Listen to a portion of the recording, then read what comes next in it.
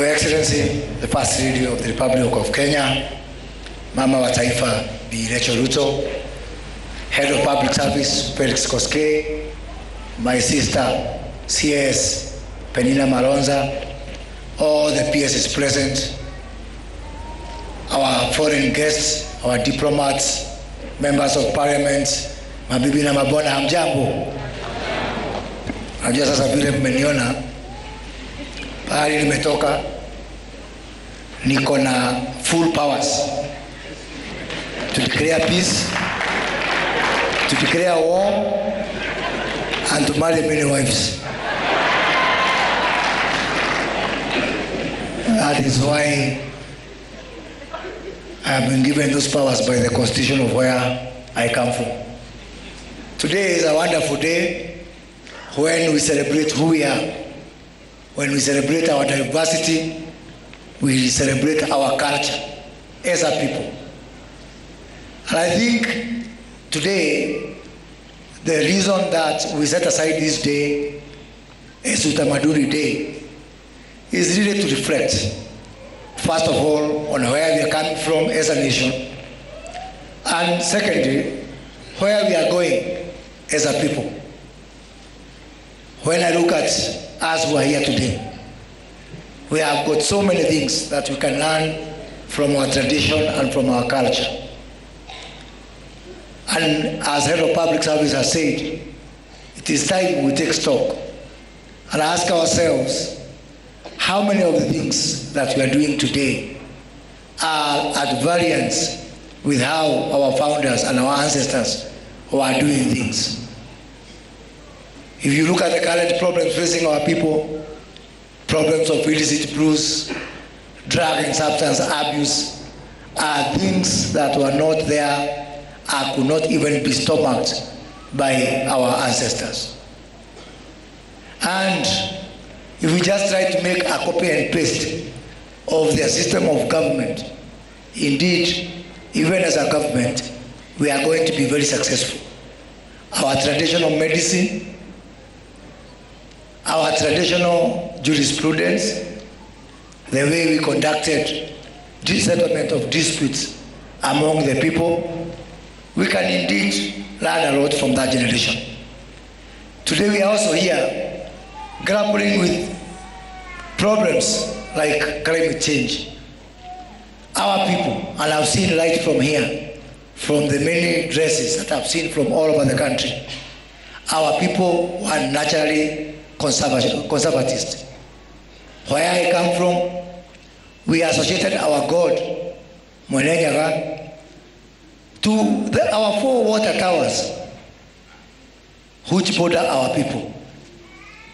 Kirenyaga, Kirebiroiro, Kirejahe, and the plains of Nyandarua were put almost at the same level of admiration and reverence as indeed our traditional God. And that goes to show that our people were naturally conservatist. And if we just try to learn from them, we'll ask ourselves whether by the actions we are doing today to destroy our environment, are we better off or worse off than our ancestors? Wakati mwingine mimi hufikiria tunarudi nyuma kuliko kwenda mbele.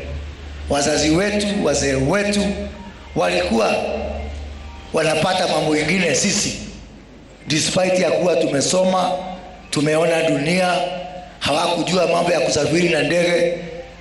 They were better than us. Last week I was in a village in Vihiga, and I challenged people from that place in Bunyore. There is a clan there that is known for rainmaking. And I asked them, instead of our president going all over the world trying to solve the problems of climate change, why can't the people of Bunyore volunteer and solve these problems for us?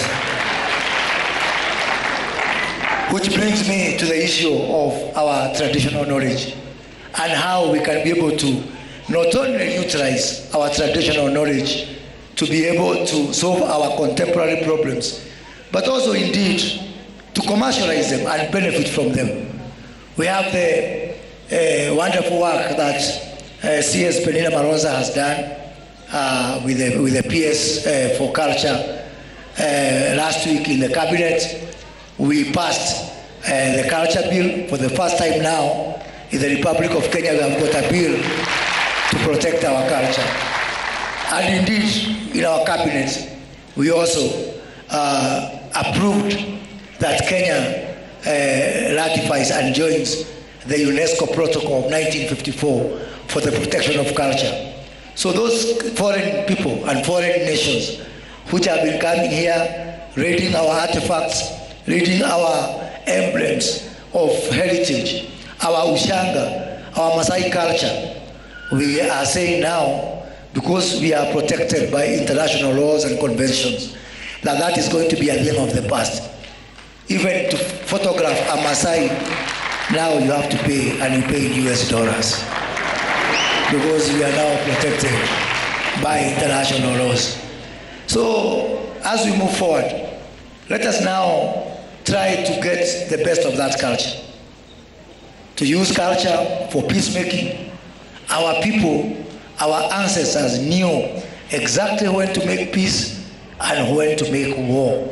When I look at what is happening in places like Kapendo, in the Kerio Valley, in Lamu County, where something very close to ethnic cleansing is taking place, if we could use our institutions of cultural resolution to disputes, we can be able to use our elders and save Professor Kindiki the guns, the bullets, the men, and the machines that he is deploying, trying to bring peace to our country. As I conclude, let us also learn about preservation of our cultural institutions, our heritage, our religious places. And I'm saying this in relation to the very unfortunate war that is taking place in Israel and Palestine. That war is bad and war should be condemned. But even more vehemently is that people who choose to do the wrong things and go to war should respect our cultural buildings, our cultural institutions, our religious institutions, and really ask yourself if these things were totally destroyed by the previous generations, which were also going to war, we would not have found them today. So kwa hayo machache, nichukue fursa kuwaletea apology ya waziri wetu wa utamaduni Bi Aisha, lakini siku hizi tuko na one government approach.